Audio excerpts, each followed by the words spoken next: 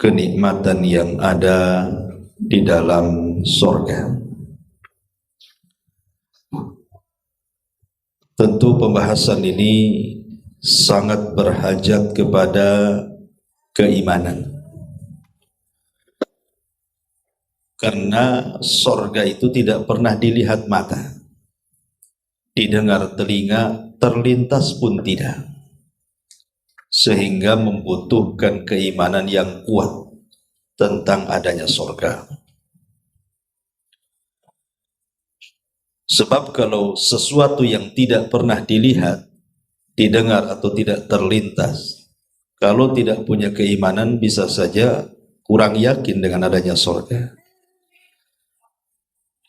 Makanya di dalam surah Al-Baqarah, di permulaan surat, ketika Allah Subhanahu wa ta'ala menyebutkan tentang ciri-ciri orang yang bertakwa, maka yang pertama kali Allah katakan alladzina yu'minuna bil ghaib, orang-orang yang mengimani dengan yang gaib. Ma'asyiral muslimin wal muslimat rahimani wa rahimakumullah.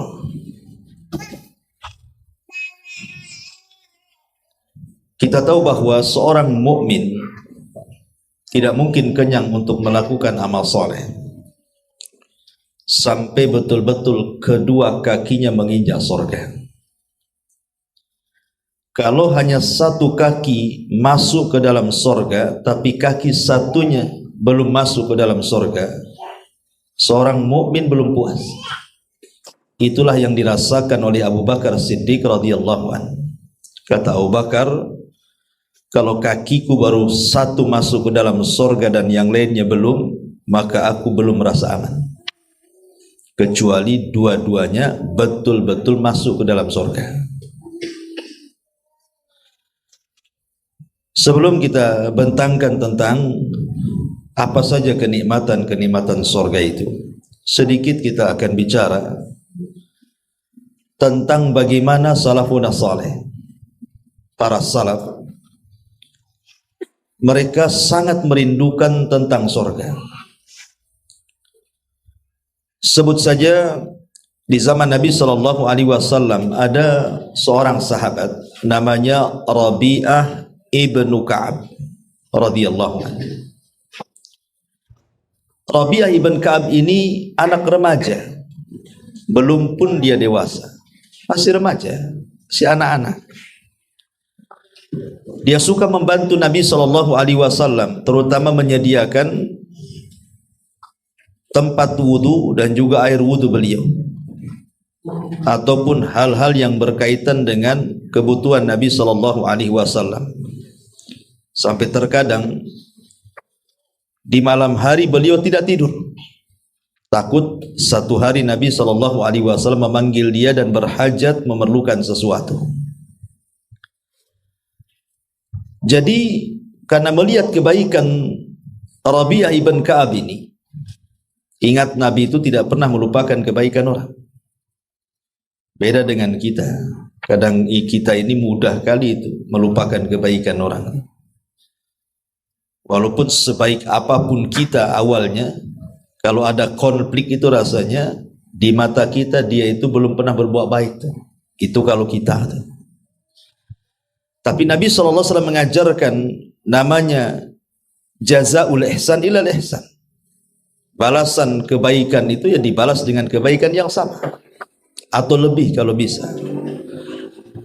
Jadi Nabi SAW mengatakan kepada Rabi'ah ibn Ka'ab radhiyallahu anhu dan mengatakan, ya Rabi'ah, kalau engkau ingin menghendaki sesuatu, salini ma syi'ta, mintalah sesukamu kepadaku. Kira-kira mau apa?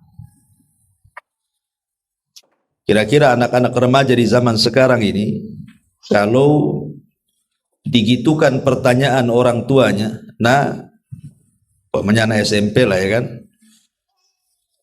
kira-kira nih kalau abimu mau memberikan sesuatu, kau minta apa? Kira-kira minta apa tuh anak sekarang? Samsung, kan itu ya. Mintanya itu ya handphone, iPhone, Apple gitu ya. Itu anak sekarang tuh. Tapi Rabi'ah ibn Ka'ab ini ketika ditanya oleh Nabi SAW minta apa, jawabannya mungkin bagi dia luar biasa, bagi dia biasa, tapi bagi kita luar biasa. Karena anak ini masih kecil, anak-anak remaja, belum pun dewasa. Dia mengatakan di hadapan Rasul, inni uridu ma'aka fil jannah. Rasul, saya hanya ingin menjadi temanmu di surga. Kan luar biasa, anak remaja ketika ditanya karena kebaikannya kepada Rasul, jawabannya inni uridu ma'aka fil jannah. Saya ingin bersamamu di surga. Maka Nabi SAW, awa ghaira dhalik, ada yang lain selain itu? Dia mengatakan tidak, hanya itu. Maka Nabi SAW mengatakan, fa inni ala nafsika bi kathratis sujud. Kalau begitu, bantulah keinginanmu dengan cara perbanyak sujud. Maksudnya perbanyak salat. Masa sejak itulah Rabi'ah ibn Ka'ab tidak pernah meninggalkan qiyamul lail. Tapi lihat, ini gambaran anak remaja loh di zaman Rasul. Bukan orang tua gitu. Anak remaja. Dia ingin menjadi teman Nabi SAW di surga. Ini satu kisah. Kisah yang lain adalah datang daripada Ukasah ibn Mihsan.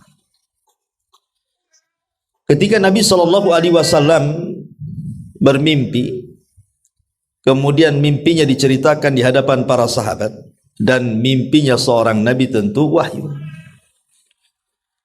di mana dia melihat umatnya di padang mahsyar, di mana umatnya adalah umat terbanyak, bahkan mengalahkan umat Nabi Musa. Umat Nabi Musa, Bani Israel itu kan banyak. Tapi rupanya umat Nabi SAW jauh lebih banyak dibandingkan Bani Israel, umatnya Nabi Musa. Kemudian dikatakan kepada Nabi SAW, di antara umatmu itu ada sab'una alfan yadkhulunal jannah bighairi hisabin wal adab.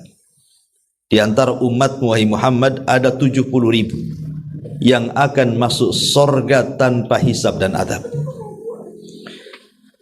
Ketika itu para sahabat Nabi SAW mengira-ngira siapa yang 70.000 itu. Ada sebagian mereka memprediksi bahwa jangan-jangan yang 70.000 itu anak-anak para sahabat yang tidak pernah menyekutukan Allah. Yang lain mengatakan ini itu macam-macam. Tapi Nabi SAW mulai menjelaskan yang dimaksud 70.000 itu artinya bukan orang, tetapi siapapun yang tersifati dengan 4 sifat.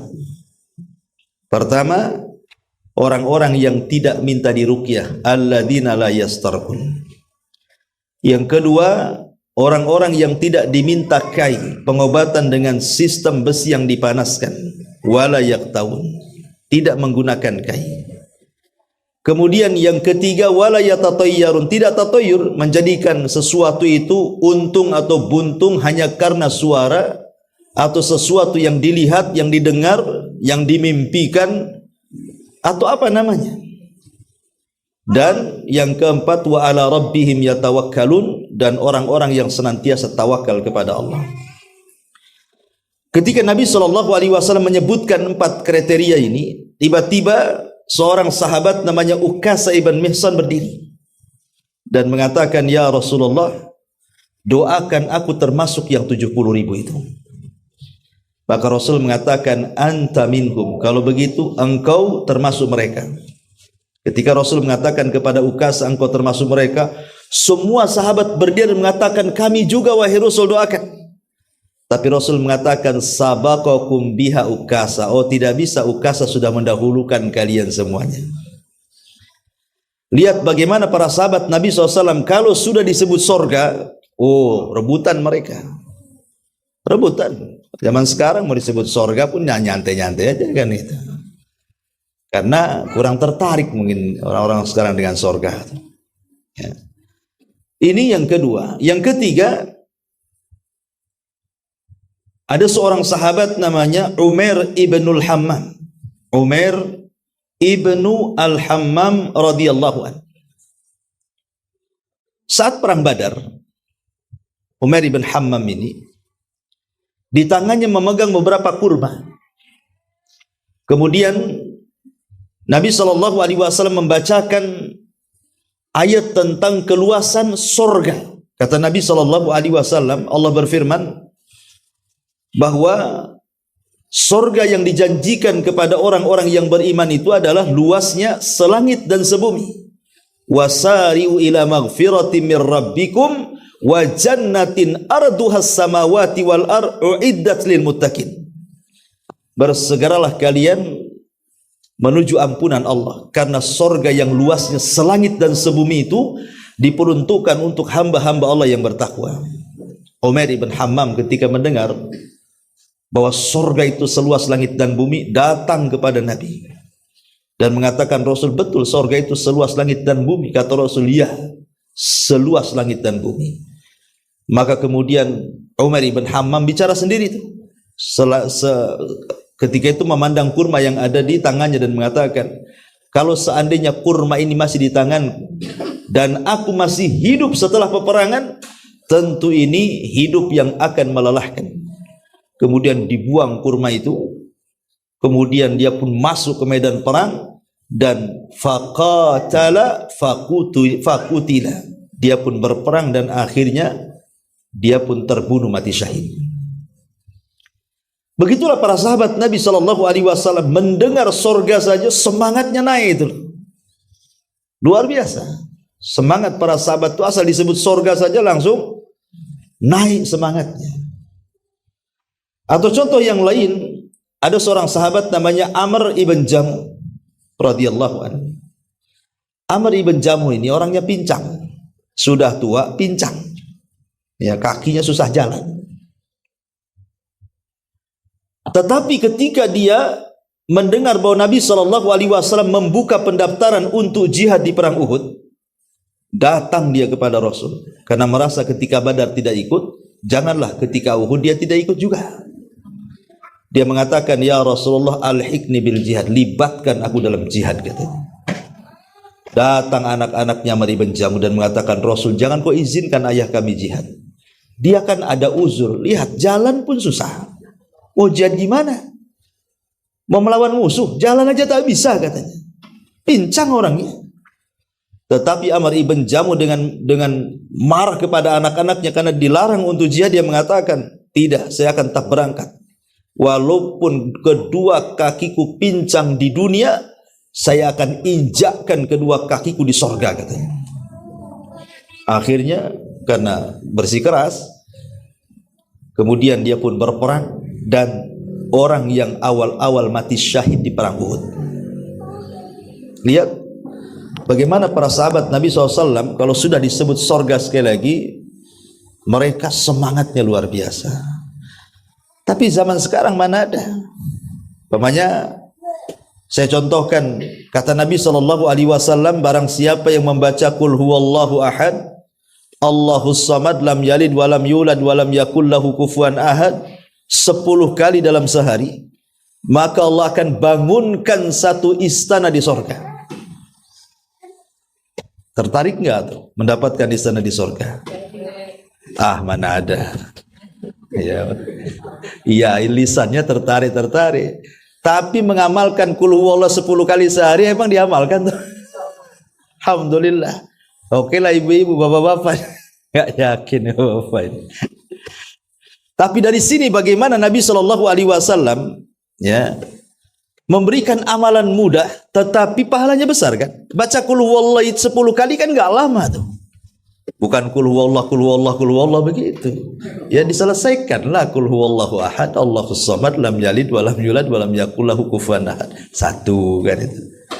Nanti lagi 1, sehari 3, pagi 3, siang 3, sore 3, malam 1. Nah, kan 10 dia kan. Ah, itu kan mudah tuh. Tapi berapa banyak orang yang berat melakukannya, padahal itu amalan ringan. Bagaimana kalau harus jihad? Yang ringan saja kadang-kadang malas untuk diamalkan tuh. karena kesibukan kita dengan dunia melalaikan kehidupan akhirat. Tapi salafun as-salih memberikan semangat kepada kita apabila disebut sorga maka mereka akan bergerak semuanya. Lah harusnya kita seperti itu. Kenapa mereka seperti itu?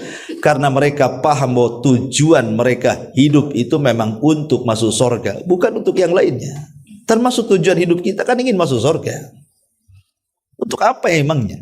Ya, kalau ingin, kecuali ingin masuk sorga, karena usia kita terbatas di dunia. Umur dunia itu sesuai dengan umur kita. Kalau kita meninggal di usia 50 tahun, ya dunia 50 tahun lah bagi kita, itulah dunia. Ya.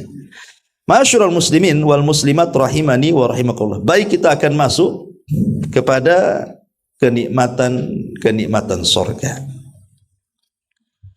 Sorga itu menurut definisi para ulama adalah darun a'addallahu lil muttaqin waliman asa minal muwahhidin. Satu tempat yang diperuntukkan Allah Subhanahu wa taala untuk orang-orang yang bertakwa dan diperuntukkan Allah untuk orang-orang yang ahli maksiat tetapi dari kalangan ahli tauhid.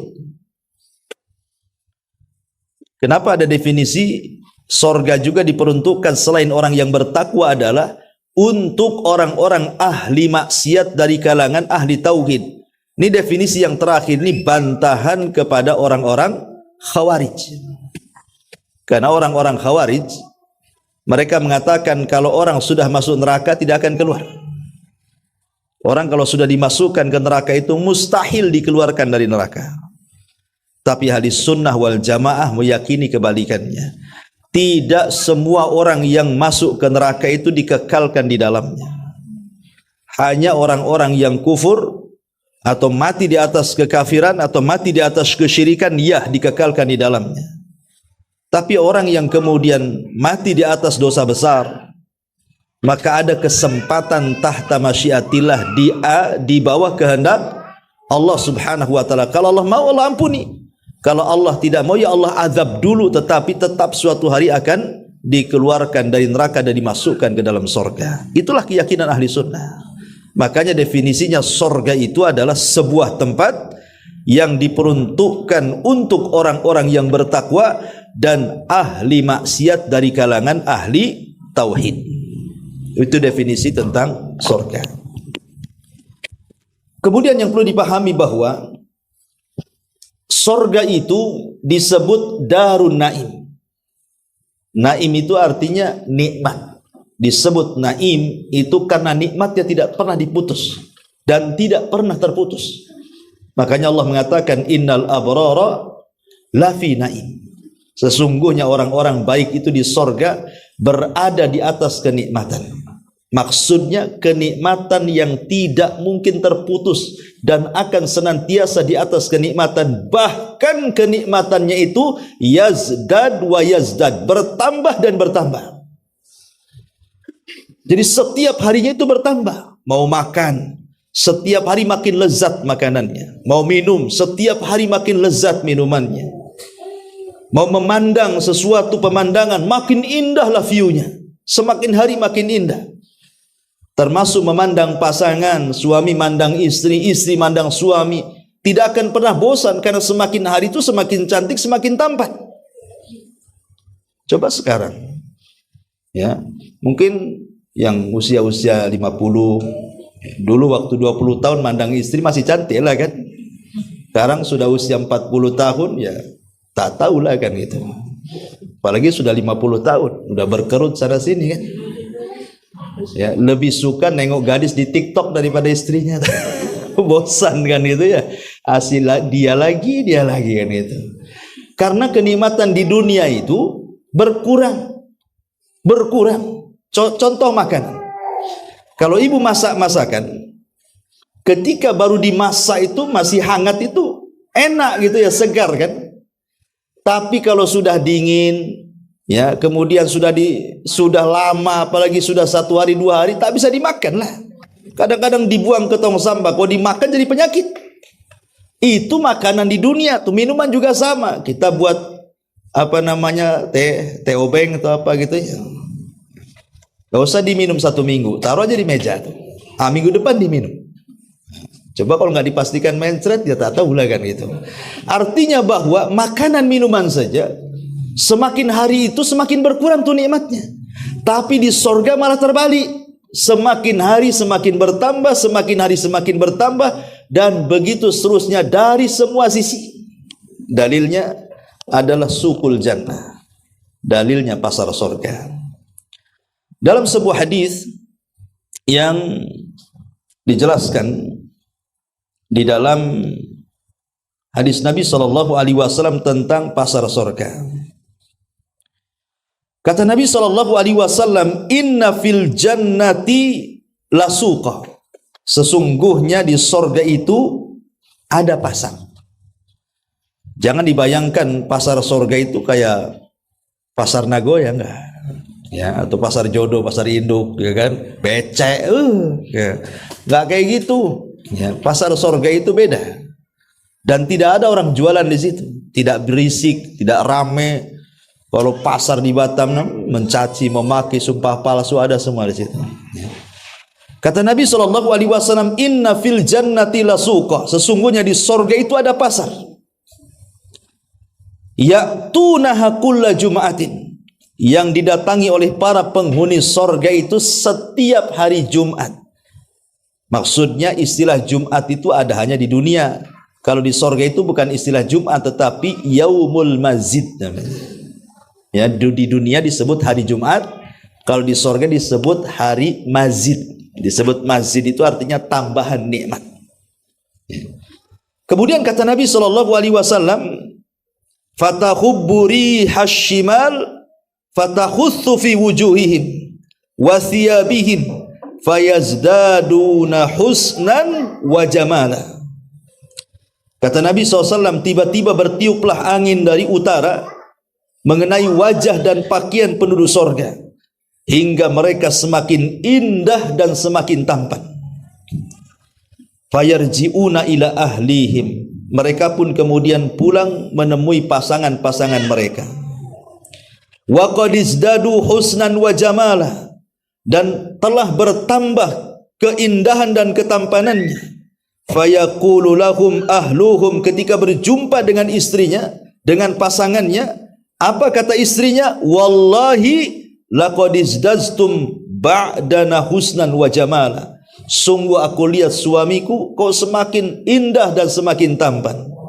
Maka para suami mengatakan kepada istrinya, wa antum wallah laqad izdaztum ba'dana husnan wa jamala. Kalian juga sama, makin cantik, makin indah, makin molek, makin membuat tertarik, dan begitu seterusnya.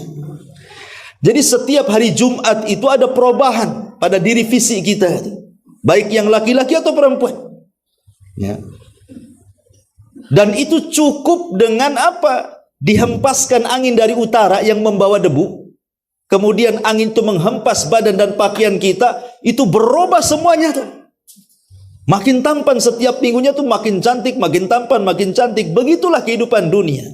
Makin lama di sorga makin indah. Tapi di dunia ini kan tidak. Makin lama di dunia makin gak jelas. Ya. Waktu 20 tahun ngaca itu udah kepedean tuh. Sekarang mau ngaca, kacanya mau dipentung sama dia. Itu nggak pede lagi ya. Udah 40, 50 udah susah itu, lagi kerutnya susah. Ya, kalau punya duit banyak itu kalau bisa disuntik sana suntik sini sampai miring tuh mukanya tuh. Ya, penuh dengan silikon. Itu di dunia memang seperti itu. Di dunia itu tidak ada yang kekal kenikmatan. Mau makanan, mau minuman, mau pakaian, mau fisik, mau kecantikan, mau ketampanan, tidak ada yang kekal di dunia ini.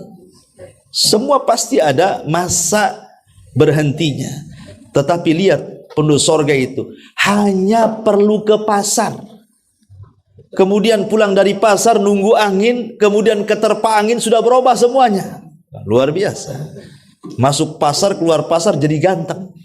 Nah, coba di sini ya, cari pasar, masuk pasar aja istri, makin ganteng tuh makin mengkerut.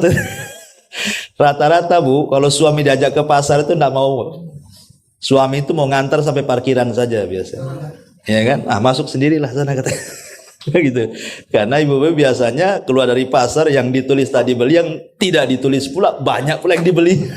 Makanya stres. Laki-laki makanya jatah. Ini yang dibeli ya, jangan lupa kan itu. Nah, dari sini menunjukkan bahwa hadis tentang sukul jannah ini adalah hadis yang sangat kuat tentang bahwa kenikmatan di sorga itu kenikmatan yang senantiasa bertambah. Ini satu poin tentang masalah sorga. Taib ma'asyiral muslimin wal muslimat rahimani wa rahimakumullah. Kita bicara tentang tingkatan. Sorga itu bukan satu, tapi bertingkat-tingkat. Di dalam Al-Quran surah Al-Imran ayat 163 Allah katakan, hum darajatun indallahi wallahu basirum bima ta'malun. Kedudukan mereka di sorga itu bertingkat-tingkat di sisi Allah. Dan Allah maha melihat apa yang mereka kerjakan. Di dalam hadis Nabi SAW, Allah subhanahu wa ta'ala akan memanggil penduduk sorga. Kemudian Allah subhanahu wa ta'ala akan katakan kepada penduduk sorga itu, Iqra wartaq, bacalah Al-Quran dan naiklah kau ke atas. Warattil kama kunta turattil fid dunya, tapi tartilkan bacaan sebagaimana engkau mentartilkan bacaanmu di dunia. Fa inna manzilataka inda akhiri ayatin taqrauha, karena kedudukanmu di sorga itu, tingkatanmu di sorga itu sesuai dengan akhir yang kau baca dari ayat Al-Quran di dunia. Syekhul Islam Ibn Taimiyah rahimahullahu ta'ala mengatakan, ketika memberikan catatan kepada hadis ini, beliau beristinbat bahwa sorga itu memiliki banyak tingkatan, dan tingkatan di sorga itu sejumlah ayat dalam Al-Quran. Berapa jumlah ayat dalam Al-Quran? 6.600 kurang lebih, atau 6.500 kurang lebih tingkatan, sesuai dengan jumlah ayat masalahnya. Tapi ada sebagian ulama mengatakan bukan sesuai jumlah ayat, tetapi sesuai dengan jumlah huruf. Bayangkan, kalau sesuai dengan jumlah huruf, berapa tingkatan tuh? Huruf di Quran aja berapa ribu tuh. Sementara dari satu tingkatan ke tingkatan berikutnya itu antara langit dan bumi, sejauh 500 tahun perjalanan tuh. Menunjukkan bahwa surga itu luas dan banyak tingkatannya. Dan salah satu yang menentukan tingkatan di surga adalah qiraatul Quran. Orang yang gemar dan suka membaca Quran. Karena dalam hadis ini Allah akan memanggil para penghafal Quran, orang-orang yang hobi membaca Quran. Kemudian Allah katakan, baca Quran, menunjukkan bahwa Quran itu dibaca sampai ke surga tuh. Bukan hanya di dunia saja kita baca Quran, ke surga pun kita baca Quran. Karena Allah mengatakan, bacalah Al-Quran, naik. Maksudnya naik itu terbanglah kau, cari tingkatanmu. Ketika naik itu sambil baca Quran, tartilkan bacaanmu sebagaimana kau tartilkan di dunia. Nanti engkau akan berhenti di tingkatan disesuaikan dengan akhir yang kau baca ayat di dunia. Disitulah tingkatanmu, katanya. Subhanallah, ya. Ini tingkatan di sorga itu luar biasa. Dan tentunya makin tinggi tingkatan makin indah. Makin tinggi itu makin indah, ya. Tapi makin bawah ya indah juga, tapi tidak seindah dengan yang di atas. Makanya orang-orang yang dapat tingkatan surga di bawah, tidak mungkin dia naik ke atas. Tapi orang-orang yang berada di atas memungkinkan turun ke bawah. Ya, orang yang dapat tingkatan di bawah, dia tidak bisa naik ke atas. Tapi orang-orang yang ada di atas memungkinkan dia turun ke bawah. Karena nanti di surga itu, pada satu hari, satu waktu itu, seluruh penduduk sorga akan berkumpul. Semua penduduk sorga akan berkumpul di satu tempat. Kira-kira di mana? Di tingkatan keberapa? Ya di tingkatan paling rendah lah. Karena kalau berkumpul di tingkatan yang paling tinggi, yang di bawah tidak mungkin naik ke atas kan itu. Tetapi kalau perkumpulannya di sorga yang paling rendah, otomatis yang di atas pasti bisa turun ke bawah. Ya logikanya kan begitu. Maka Allah subhanahu wa ta'ala akan datang kepada penduduk sorga di balik hijab, dan hijab Allah itu nur, dalam riwayat nar, cahaya ataupun api, yang kalau dibuka terbakar satu dunia ini. Tapi di sorga Allah berikan kekuatan. Ketika Allah subhanahu wa ta'ala bicara itu di balik hijab itu, apa kata Allah? Allah mengatakan, ini hari tambahan nikmat untuk kalian. Salini ma syi'tum hadza yaumun mazid. Mintalah sesuka kalian, ini hari tambahan nikmat untuk kalian. Penduduk sorga ini bingung, ikhwan. Kenapa bingung? Karena kenikmatan di sorga itu serendah-rendahnya saja. Orang yang terakhir keluar dari neraka dan terakhir pula masuk sorga, ketika berada di pintu sorga, dia melihat celah-celah sorga itu. Kemudian dia mengatakan, ya Rabb, masukkan aku ke sorga, masukkan aku ke sorga. Dan dia sangka sorga sudah penuh. Itu yang terakhir masuk sorga. Kemudian Allah mengatakan gini, wahai hambaku, berangan-anganlah. Kira-kira nih, mau nggak aku kasih engkau kenikmatan seolah-olah engkau jadi raja ketika engkau berada di dunia. Sebutkan raja di dunia itu siapa yang paling enak? Sulaiman? Zulkarnain atau siapa? Ya.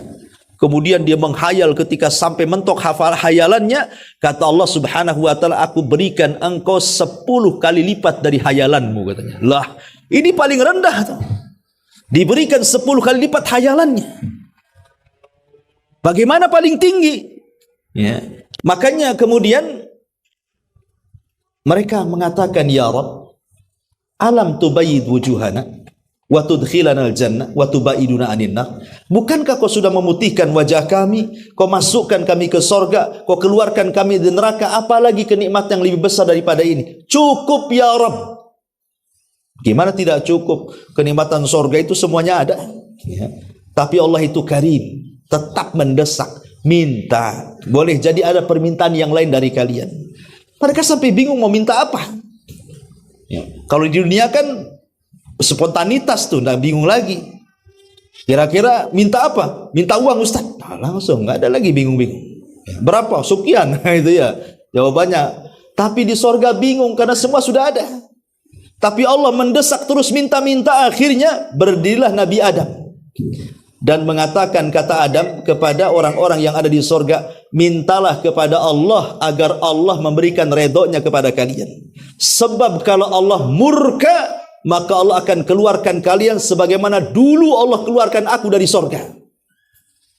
Akhirnya seluruh penduduk sorga mengatakan, ya Rabb, mintalah keridhoanmu agar kami bisa tinggal di sorga selamanya. Maka Allah izinkan.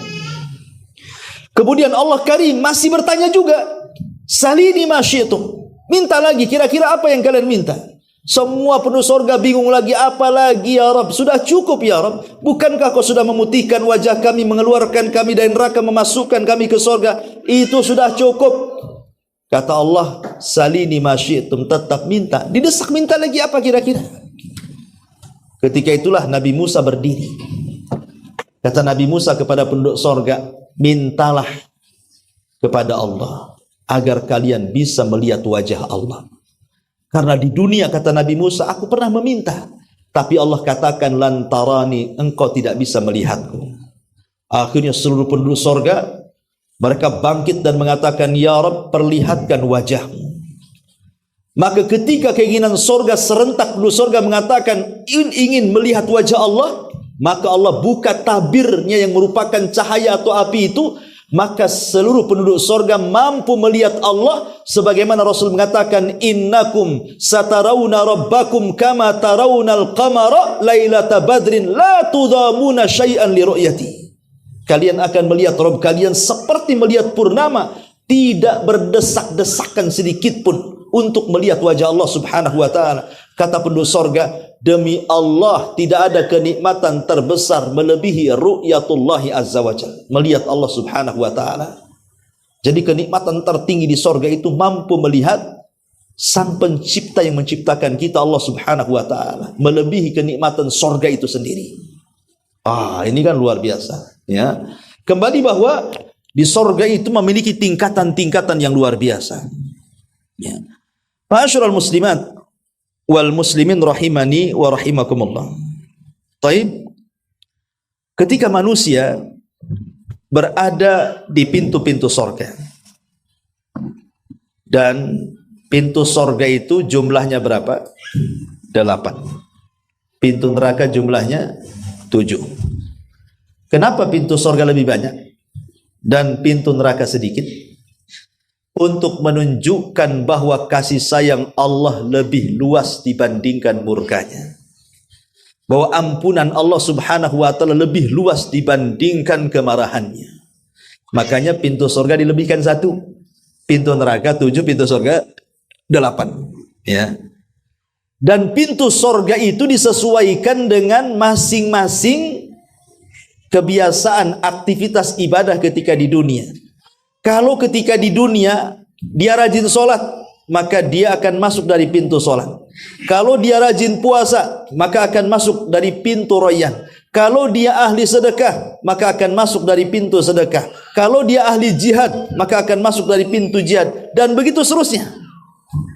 Karena manusia itu kan di dunia ini kan ada yang dilebihkan ibadahnya dan tidak dilebihkan dari ibadah yang lainnya kan. Ada orang kalau sholat malam itu Masya Allah mudah dia bangun, mudah dia tahajud. Giliran puasa tak bisa laparan orangnya. Ya.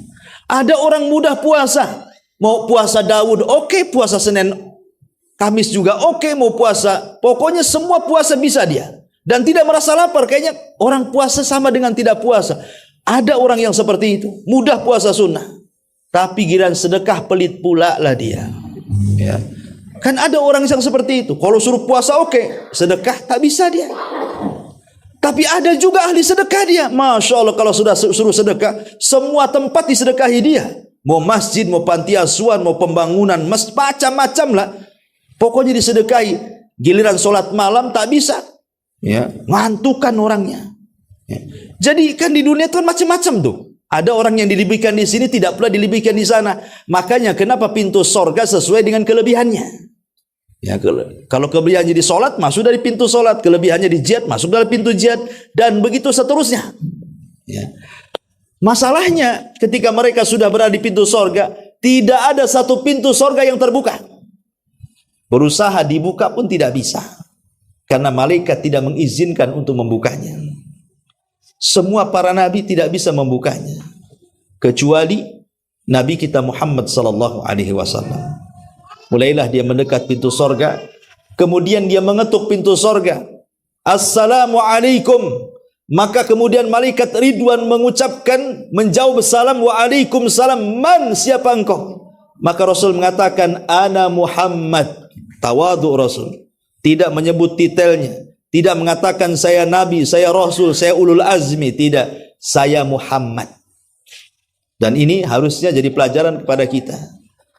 Ya, dalam bentuk tawadu itu ketika orang tidak menonjolkan titelnya, kedudukan dan pangkatnya, kenalkan, saya Komjen, namanya nggak disebut, Komjennya disebut, ya. Kenalkan saya RT, baru RT aja RT disebutkan gitu ya, namanya nggak mau, lah saya RW, itu paling rendah, nggak usah disebut jabatan, sebut siapa namanya, langsung saya Pak Anu, selesai. Nanti lama-lama tahu sendiri kan, oh rupanya RT dia, kan kena prank dia. Artinya bahwa Nabi SAW mengajarkan tawadu. Ketika ditanya tidak disebutkan detailnya, dia akan nanya nama. Siapa namamu? Saya RT. Loh, saya nanya nama kok malah dijawab detailnya. Jadi Rasulullah SAW sesuai pertanyaan, man siapa? Saya Muhammad ibn Abdullah. Kemudian kata malaikat Ridwan mengatakan, bika umirtu alla aftah li ahadin qablaka ya Muhammad. Karenamu, kata malaikat Ridwan, aku dilarang Allah untuk membuka pintu sorga kecuali kau yang minta. Karena kau yang minta, maka malaikat Ridwan memerintahkan semua malaikat penjaga pintu sorga untuk membuka semua pintu. Kemudian masing-masing pintu ada yang berteriak sesuai dengan nama pintunya. Kalau orang-orang yang ahli solat, ya ahlas salah, hei ahli solat di sini jangan ke situ. Nah gitu maksudnya. Nanti ahli solat berkumpul di pintu solat dan begitu seterusnya. Ya. Ketika kemudian semua sudah masuk ke dalam sorga, tidak ada yang tersisa. Dan ahli nar juga sudah masuk ke dalam nerakanya. Ahli jannah sudah masuk ke dalam sorganya. Maka disitulah Allah Subhanahu Wa Taala akan datangkan kematian dalam bentuk kambing gibas. Jadi kematian itu dibentuk dalam bentuk kambing. Kemudian diletakkan bainal jannati wan nar, di antara surga dan neraka. Kemudian Allah menyembelih kematian dan Allah memerintahkan penyeru untuk menyeru, ya ahlal jannah fala mautalakum wa ya ahlan nar fala mautalakum. Hei penduduk surga, tidak ada kematian bagi kalian. Hei penduduk neraka, tidak ada lagi kematian karena kematian sudah disembelih, sudah mati. Kalau kematian sudah mati, mana tidak ada mati? Ya, karena kematian itulah yang membuat orang mati kan? Sementara kematiannya sudah mati, berarti tidak ada kematian lagi. Ketika tidak ada kematian, maknanya penduduk sorga akan kekal dengan sorganya, dan penduduk neraka akan kekal dengan nerakanya. Na'udzubillah. Lah ketika penduduk sorga masuk pertama kali ke sorga, kira-kira apa yang dimakan pertama?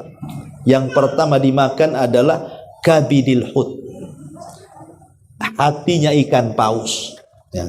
Itulah makanan pertama penduduk sorga. Makan hati ikan paus.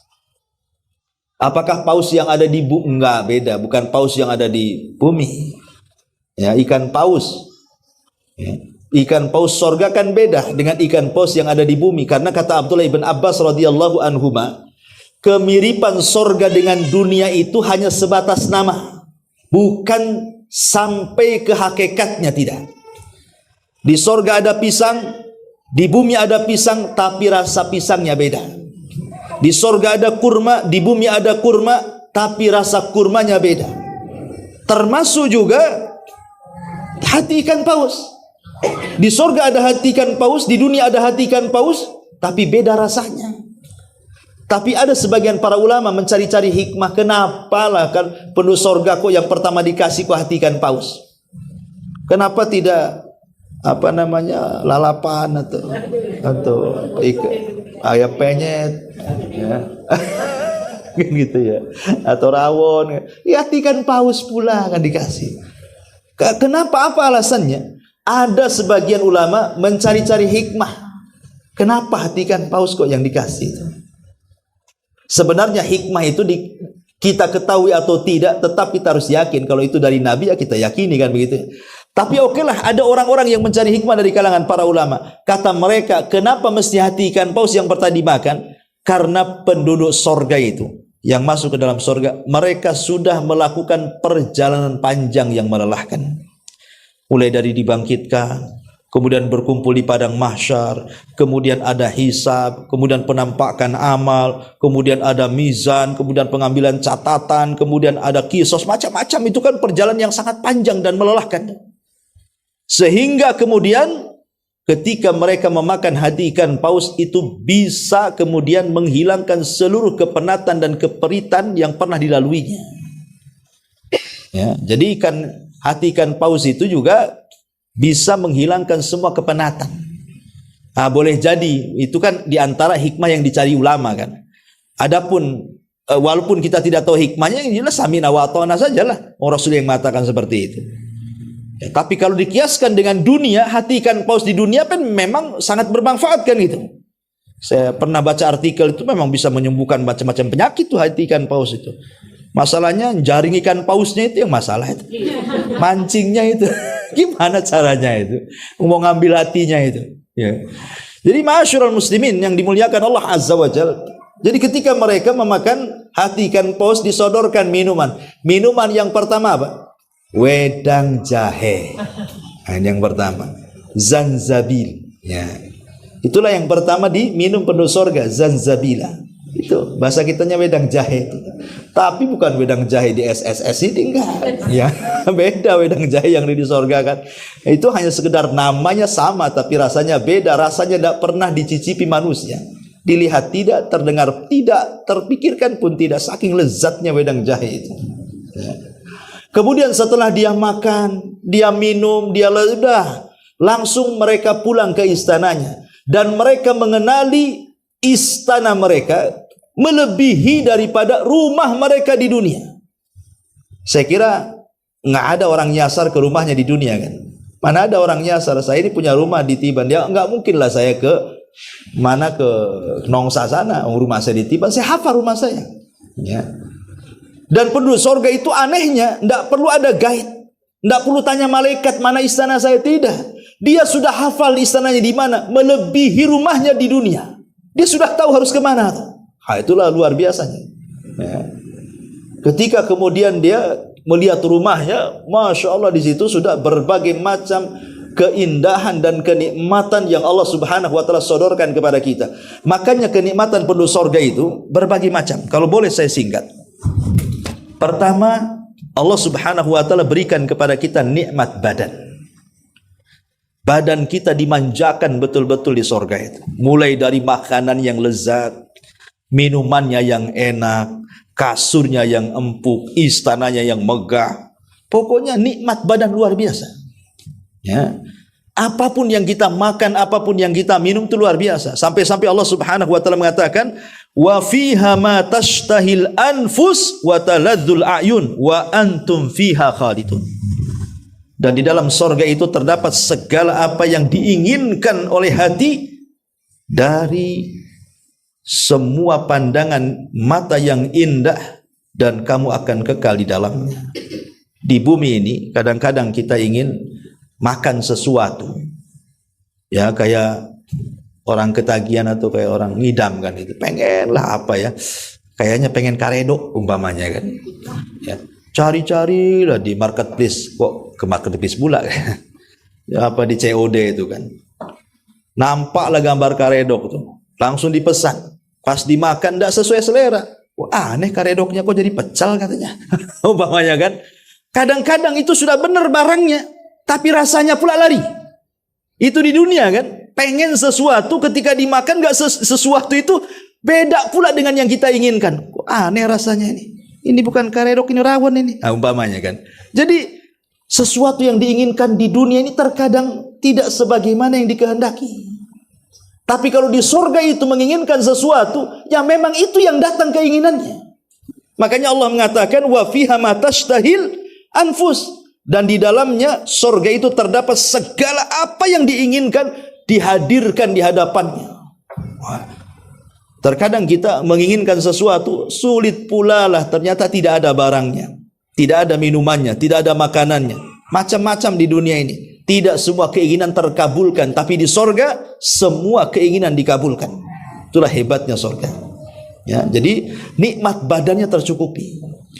Kemudian yang kedua, nikmat hati. Dan ini sebesar-besar nikmat. Allah katakan dalam Al-Quran, wa naza'na ma fi sudurihim min ghillin ikhwana.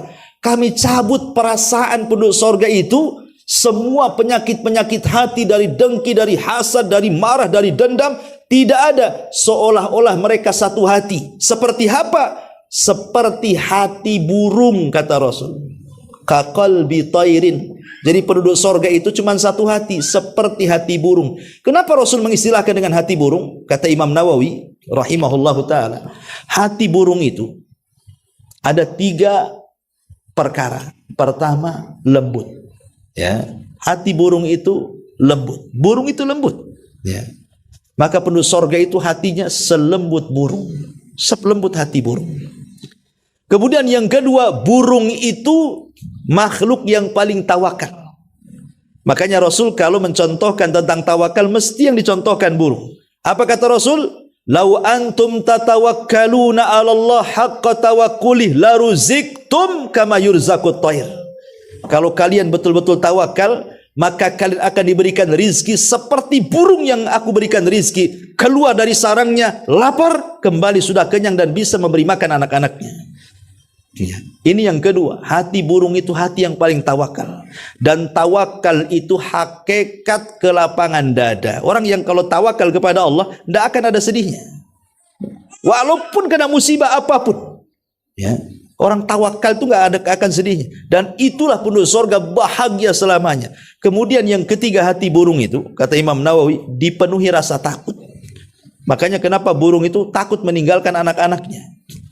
Artinya bahwa penduduk sorga itu dipenuhi dengan rasa takut kepada Allah Azza wa Jal. Pertama, lembut hatinya. Kedua, tawakalnya kuat. Dan ketika rasa takutnya sangat kencang kepada Allah. Itulah hati penduduk sorga tuh. 3 perkara ini. Ya. Tapi hati kita ini tidak seperti hati penduduk sorga. Terkadang, jangankan lagi diomongin. Nggak diomongin saja, kawan diam, itu sudah suudon kita. Oh diam ya dia sama saya. Kenapa? Apa salah saya? Nah, udah suudon tuh kita tuh. Padahal mungkin dia ada masalah, ya kan? Kemudian dia tidak menyapa kita, akhirnya kita suudon. Apalagi kalau dia sampai menghina kita, makin marahlah kita. Ya. Tapi di sorga tidak ada, hatinya betul-betul terjaga.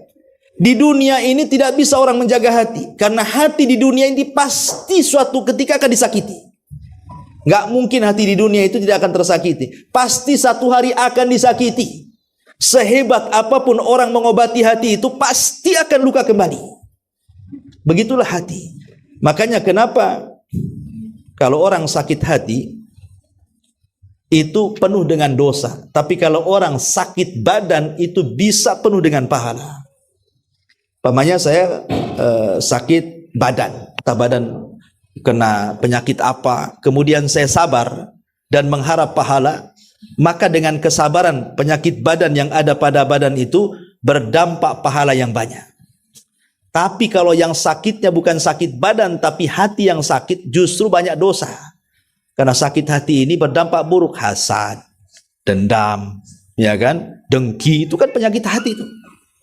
Ini membawa dosa semua tuh. Ya, makanya kenapa para ulama mengatakan dengan kata istilah yang bisa memperbaiki hati itu hanya Allah. Tapi memperbaiki badan itu bisa kita perbaiki sendiri. Ya contohnya orang-orang yang pamannya dulu kulitnya hitam, kemudian dioperasi jadi putih, kan bisa. Atau sebaliknya, yang jadi putih dihitamkan bisa, kasih oli aja kan begitu. Ya. Atau mungkin yang dulunya mulutnya sumbing atau giginya jongos ke depan, bawa ke dokter dioperasi, jadi cantik dia. Ya dikasih kawat bangunan itu, ya banyak di giginya tuh. Kawat besi itu. Subhanallah kan. Jadi kalau mermak-mermak badan itu semua orang bisa kan. Tapi siapa yang bisa memermak hati? Nggak bisa. Ya. Badan ini bisa kita bersihkan, lantai kita bisa bersihkan. Kita cari beli Baiklin saja, sebentar kita pel itu bersih. Nah mungkin hati dibersihkan dengan Baiklin, minum Baiklin supaya bersih hatinya, patilah kan itu. Jadi, tapi orang surga itu karena memang itu pusat daripada kenikmatan, memang nikmat sekali. Dibuat satu hati penduduk surga itu. Satu penduduk surga dibuat satu hati, seperti hati buruk. Maka di sorga itu tidak pernah ada orang sakit hati. Yang sakit hati itu di dunia. Kalau orang masih sakit hati berarti di dunia. Kalau sudah masuk sorga nggak akan ada sakit hati. Ya, ini yang kedua. Yang ketiga pikiran. Di sorga itu pikiran kita plong. Ya. Tapi di dunia itu subhanallah mikir sedikit saja stres. Ada masalah dengan pasangan stres kan itu ya. Stres, sampai ada lagunya stres gitu ya. Ya naudzubillah gitu ya. Jadi di dunia ini pikiran kita ini mudah stres, tapi di sorga nggak ada. Di sorga itu plong pikiran itu, nggak kepikiran utang di sorga tuh. Karena nggak ada orang utangi di sana. Di sorga mana ada penduduknya punya utang? Nggak ada debt collector. Debt collector udah masuk neraka masalahnya. Jadi nggak bisa masuk sorga. Tenang, orang masuk sorga nggak mungkin debt collector masuk sorga kan itu.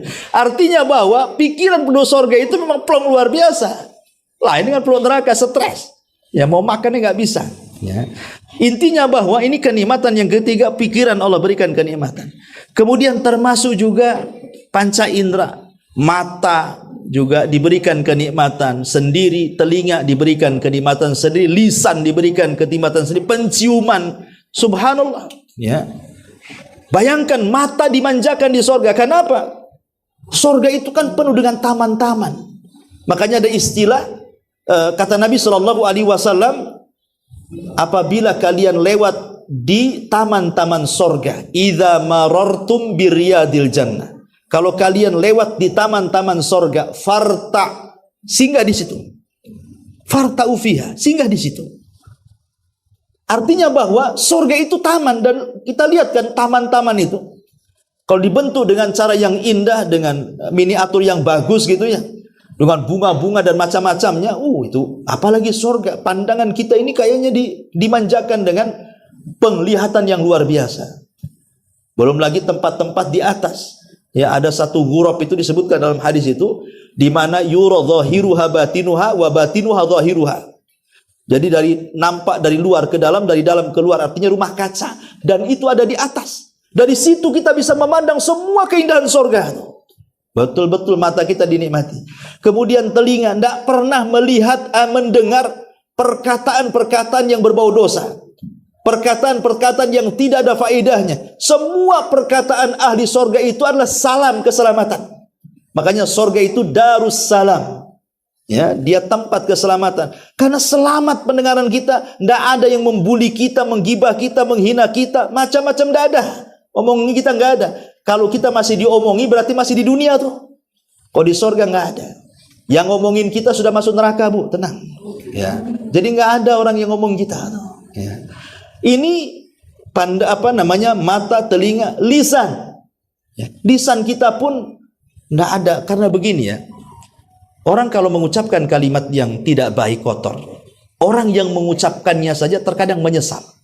Kenapa lah aku tadi ngomong begitu? Orang yang mendengarnya tersakiti. Duh, kurang ajar dia ngomong sama saya tentang ini. Ya. Kemudian pikirannya akhirnya kepikiran mau minta maaf, malu. Nah, itulah kadang-kadang orang yang mengeluarkan kalimat kotor aja dia menyesal tuh. Tapi kalau orang mengeluarkan kalimat-kalimat baik, yang ngomongnya saja kayaknya plong, senang. Yang dengarnya kadang-kadang nikmat sekali, pengenlah ketemu dia, enak, itu ucapannya baik, ramah orang itu. Ya. Dan setiap hari pengen berjumpa dan ngobrol. Nah, itulah dari omongan saja. Kadang-kadang kalau dia baik, itu kita merasa nikmat yang ngomong. Kalau kita ngomong jelek, yang ngomongnya saja kadang-kadang menyesal. Kenapa sih tadi ngomong begitu? Akhirnya dia tersinggung dengan saya. Padahal saya tidak sadar ngomong begitu. Padahal sadar, sudah dirancang di rumahnya tuh. Kadang-kadang orang itu tidak disadari ucapannya itu menyakiti orang. Tapi di sorga subhanallah, Allah berikan tuh ucapan-ucapan yang indah. Termasuk juga tempat tinggal. Ya. Rumah semua dari emas dan dari perak, istananya sampai ke pohon-pohon batangnya dari emas. Kata Nabi SAW, tidak ada pohon di surga kecuali batangnya dari emas tuh. Batangnya dari emas. Ya, kalau sekarang ada masjid kok kubahnya warna kuning, itu dicat emas nih. Bukan emas, dicat emas. Boleh jadi ada emasnya, tapi nggak sedikit kan itu. Ya, dan kalau ada masjid kubahnya emas, dia besok diambil orang lah. Datang tuh pemulung diambil tuh walaupun ke atas. Intinya bahwa disitulah kenikmatan-kenikmatan yang luar biasa. Oke, untuk mengakhiri karena waktu juga. Satu hadis Nabi SAW, atau dua hadis. Dengan singkat, hadis dari Abi Sa'id Al-Khudri radhiyallahu anhu, Nabi SAW mengatakan, "Idza dakhala ahlul jannah al-jannah, yunadi munadin." Apabila penduduk sorga masuk ke dalam sorga, maka Allah akan kirim penyeru. Apa seruannya? 4 seruan. 1. Innalakum antahyau fala tamutu abada. 1. Kalian akan tetap hidup dan kalian tidak akan pernah mati selamanya. 2. Ya. Innalakum antasihu falatasqamu abada. Kalian akan tetap sehat dan tidak akan disentuh penyakit selamanya. 3. Fa innalakum antashibbu falatahramu abada. Kalian akan senantiasa dimudahkan dan tidak pernah akan dituakan selamanya.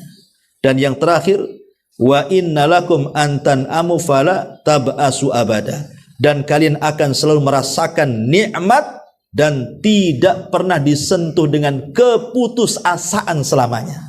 Lihat, ini 4 nikmat yang luar biasa kan. Pertama, hidup terus dan tidak akan pernah mati. Terkadang ada orang stres gara-gara mikir mati, Bu. Ada orang stres itu mikir mati aja. Takut saya mati, Ustaz kan. Ya semua takutlah mati. Tapi ada orang yang stres gara-gara mikir kematian tuh. Gimana kalau saya mati ya? Atau belum mati aja dia mengatakan, ini kalau sudah tua saya sakit, siapa yang ngerawat saya? Kepikiran tuh. Ada orang-orang yang kepikirannya sampai menyetreskan dia tuh. Kalau bisa mati mendadak saja. Tapi mikir, nggak mau juga saya mati katanya. Ya. Gitu ya. Ada orang yang stres gara-gara mikir mati. Tapi di sorga nggak perlu stres karena nggak ada kematian. Nggak akan disentuh kematian, nggak akan stres dengan mikir mati. Yang kedua, orang stres itu karena mikir penyakit. Gara-gara orang itu disentuh dengan penyakit, terkadang harus berbulan-bulan, bertahun-tahun, kena stroke, kena serangan jantung, kena gula, kena kolesterol, kena macam-macam penyakit. Kadang-kadang orang stres. Stres. Bahkan dia berdoa, ya Allah, sudahlah, lebih baik saya mati. Saya kasihan melihat keluarga saya merawat saya. Ya. Makanya sering saya katakan, kadang-kadang orang sakit itu, sakitnya nggak seberapa, tapi sakit hatinya yang lebih besar daripada sakit badannya. Maksudnya gimana? Dia sakit nih. Awal sakit, Masya Allah, yang berkunjung sama dia banyak. Kawan-kawannya nengok, masih ada lah kan gitu. Saudara-saudaranya masih nengok, masih bagus gitu. Masih terhibur lah dia. Tapi sampai kapan lah orang mengunjungi orang sakit itu? Saya sakit aja, antum sekali aja mengunjungi saya itu. Kadang enggak kan begitu. Mungkin kalau mati 2 kali lah itu. Jadi awal sama akhir aja kan gitu ya. Sebenarnya orang sakit itu bukan gara-gara sakitnya, tapi gara-gara nggak dikunjungi. Itu makin sakit itu. Karena orang kalau diuji oleh Allah dengan penyakit itu, apalagi penyakitnya parah, ujung-ujungnya yang menemani dia cuman orang yang dekat dengan dia. Mungkin suaminya atau mungkin istrinya. Itu pun kalau setia. Ya. Dan kebanyakan tidak setia tuh kadang-kadang.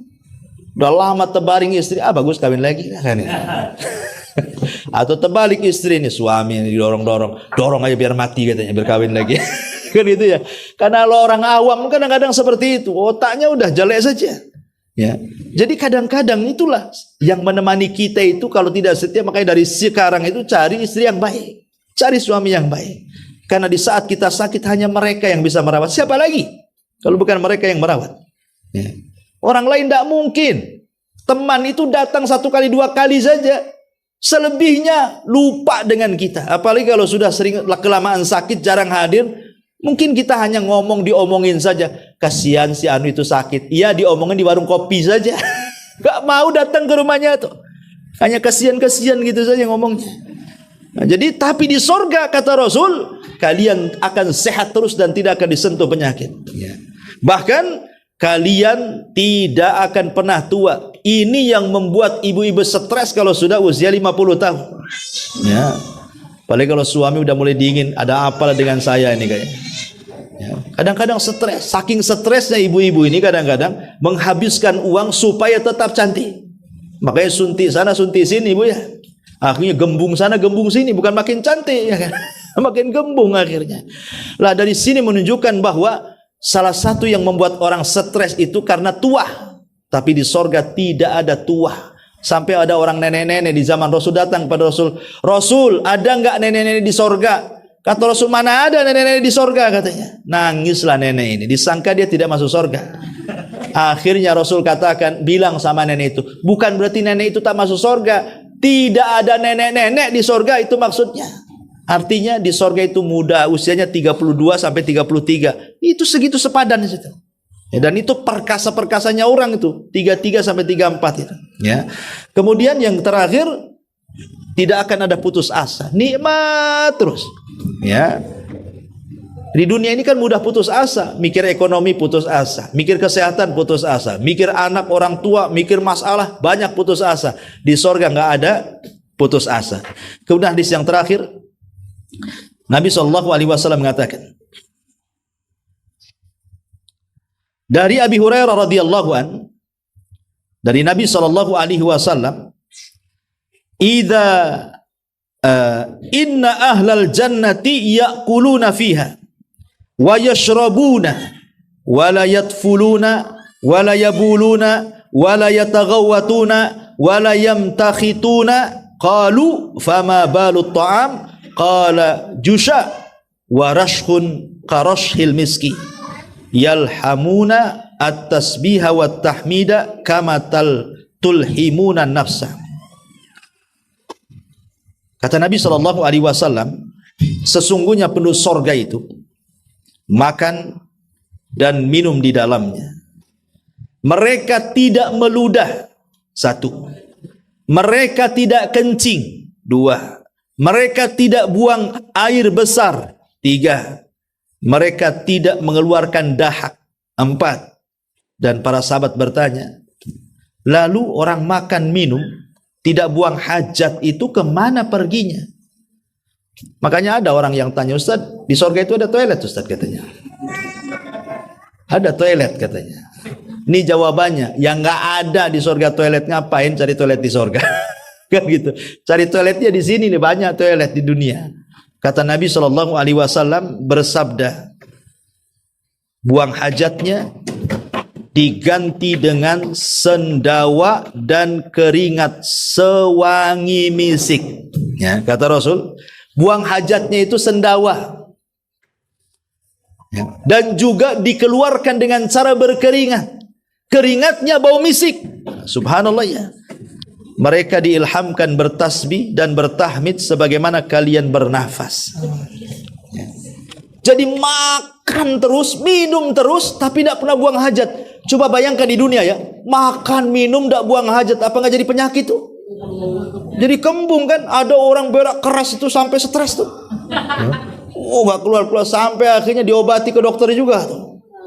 Itu di dunia. Makan terus, minum terus bahaya kalau nggak buang hajat. Tapi di sorga subhanallah, buang hajatnya sudah keringat, keringatnya pula bau misik. Kalau buang hajat kita kan baunya sesuai yang kita makan, Bu ya. Jengkol lain lagi baunya, petai lain lagi ya, sesuai dengan yang kita makan lah intinya. Tapi kalau di dunia, di sorga itu luar biasa, semua misik. Ya. Artinya tidak ada toilet, ya itulah keringatnya. Dan keringatnya aja wanginya luar biasa. Ya, kemudian sendawa itu saja. Ya, kadang-kadang kita ini kalau umpamanya lagi kumpul bersama orang, tiba-tiba ada orang buang dahat kecerot gitu kan, karena jijik kita, kadang-kadang mau muntah kita dibuatnya. Tapi di sorga nggak ada orang buang dahak sembarangan itu. Keluar dahak pun tidak, meludah pun tidak, apalagi keluar dahak meludah aja tidak, kencing tidak, berak tidak. Itulah luar biasa menurut sorga itu. Tetapi dari semua uraian ini sebenarnya bagian kecil daripada keindahan sorga. Yang ingin saya nasihatkan, bahwa masuk ke dalam sorga itu sebenarnya bagi perempuan itu lebih mudah dibandingkan bagi laki-laki. Asal terpenuhi 4 kriteria saja. Kata Nabi SAW, "Idza shallatil mar'atu khamsaha." Kalau wanita itu dia menjaga sholat 5 waktu, terutama kalau sudah tahu kebiasaan haidnya mau datang tuh. Kan tahulah di akhir-akhir bulan mesti tahulah mama ini kan kapan mau haid. Maka kalau dia sudah tahu bahwa ini bulan-bulan atau tanggal-tanggal mau haid, dia jaga sholat 5 waktunya. Takutnya waktu-waktunya sudah mendekati haid, dia mengulur-ulurkan waktu sholat, haid pula. Itu sengaja dia meninggalkan sholat jadinya kan, berdosa. Ya, maka Rasul mengatakan jaga sholat 5 waktu. Wasamat syahroha, dan dia menjaga puasa Ramadannya. Setiap wanita pasti punya utang setiap Ramadan itu. Tidak mungkin tidak punya utang. Baik safar ataupun mukim, pasti punya hutang karena keluar darah haid. Masalahnya, itulah kadang-kadang hutang sama orang jarang dibayar, hutang sama Allah juga dilambat-lambati, nunggulah tahun depan. Sampai bulan Sya'ban baru ingat, oh iya Ramadan kemarin belum dibayar katanya. Ya kan? Itu di awal Sya'ban kadang-kadang nggak cepat dibayar. Udah dekat-dekat Ramadan berikutnya baru sibuk mau dibayar. Seminggu lagi mau Ramadan itu, baru dibayar. Tahu-tahu pas dibayar keluar lagi haid. Nah, utanglah 2 tahun dia. Ya. Makanya kenapa jangan meremehkan qada Ramadan. Jaga puasa Ramadan. Kemudian yang ketiga kata Nabi SAW, wa shamat syahraha wa ata'at ba'laha. Kemudian taat kepada suaminya. Rasul pernah masuk ke dalam neraka. Ternyata penghuninya banyak perempuan. Ketika ditanya Rasul, apakah dia tidak sholat? Oh, rajin sholat. Apakah dia tidak puasa? Rajin puasa. Apa nggak baca Quran? Oh, paling rajin dia baca Quran. Nggak zikir, itu lisannya zikir terus. Lah kenapa masuk neraka? Kemudian Rasul mengatakan karena dia kufur dengan suaminya. Maksud kufur dengan suami itu apa? Kalau suaminya berlaku kebaikan 1 tahun, kemudian dia melakukan 1 kesalahan, maka dia akan mengatakan engkau tidak pernah berbuat baik kepada aku katanya. Dengan bahasa lain, abang ini nggak pernah ngasih perhatian katanya. Gimana nggak ngasih perhatian? Rumah dikasih, ya gaji bulanan ada, sementara suami pontang panting nggak ada perhatian. Dikasih rumah, dikasih makan, dikasih rizki, nafkah, itu perhatian apa lagi? Itu selain perhatian itu apa lagi? Maunya ucapan, milih mana? Ucapan saya sayang tapi nggak dikasih duit, atau dikasih duit tak pernah ngucap sayang? Milih mana, Bu? Kan ada suami yang sulit tuh, ngomong mesra kan sulit, tapi uangnya keluar terus. Ya. Tapi ada orang yang gombalnya itu 100%. Ya, gombal mukio itu istilahnya apa? Kan itu. Tapi kalau disuruh minta duit, meditnya itu setengah mati, setengah dewa. Nggak mau keluar duitnya itu kan. Tinggal milih kan. Mau dua-duanya ya nggak bisa. Ini kan pilihan. Ya harus milih lah kan itu. Jadi sayang atau tidak sayang pasangan itu bukan dari lisan, Bu, tapi lihat dari tanggung jawab. Ya, kalau dia sudah ngasih nafkah lahirnya, ngasih nafkah batinnya, ngasih nafkah pendidikannya, apalagi? Ya, hidup itu kan untuk itu. Karena lisan itu kan terkadang beda dengan perbuatan, kayak orang munafik itu. Orang munafik itu mereka mengatakan amanna billah, kami beriman kepada Allah Subhanahu wa taala, tapi perbuatannya wa ma hum bimu'minin, mereka tidak beriman. Jadi perbuatannya menyelisih lisannya. Itulah orang munafik. Tapi orang yang beriman tidak mungkin menyelisih ucapan dengan perbuatannya. Makanya Nabi SAW kemudian menasihati kepada para wanita, kalau ingin masuk surga taati suaminya, kemudian jaga kehormatannya. Kalau suami lagi pergi kan di rumah ada barang-barang suami, ada anak-anak dari suaminya, jaga hartanya, jaga anaknya, jaga kehormatannya. Jangan suami lagi safar kemana, ketemu kawannya, untunglah kau punya suami, suamiku loh, ini kan kurang ajar istri kayak gini. Suaminya nggak ada, dijelek-jelekan suaminya kan. Harusnya nggak apa-apa, pamannya suaminya tidak sebaik yang ibu rasakan, tapi bilang sama orang, Masya Allah, tidak ada suami yang paling baik kecuali suamiku. Padahal paling jelek itu suaminya. Ya, nggak masalah, Bu, kayak gitu. Karena memang dilarang tidak boleh menjelek-jelekan suami di hadapan orang. Cukuplah ibu yang merasakan sabarnya ibu dengan keperitan kepada suami, justru itu jalan ke sorga. Karena kalau tidak pernah disakiti suami, ibu tidak punya amalan sabar nantinya. Ya, tapi kalau ibu suka disakiti, sabar, itulah yang menjadikan ibu masuk surga. Ya Ustaz, kalau disakiti terus ya nggak tahan lah kan itu. Kan gitu ya. Maksudnya kata Nabi SAW kepada wanita berkulit hitam itu, apa kata Rasul?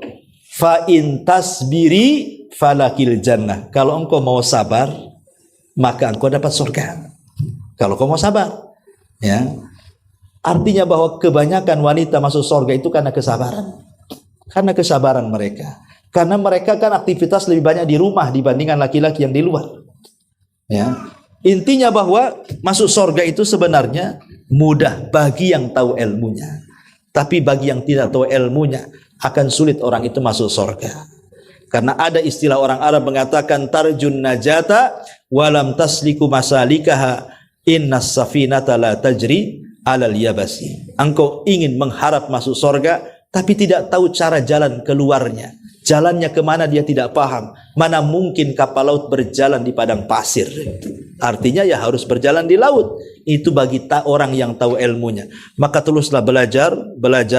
Karena dengan ilmu itulah seseorang bisa memudahkan masuk surga. Saya tutup dengan hadis Nabi SAW.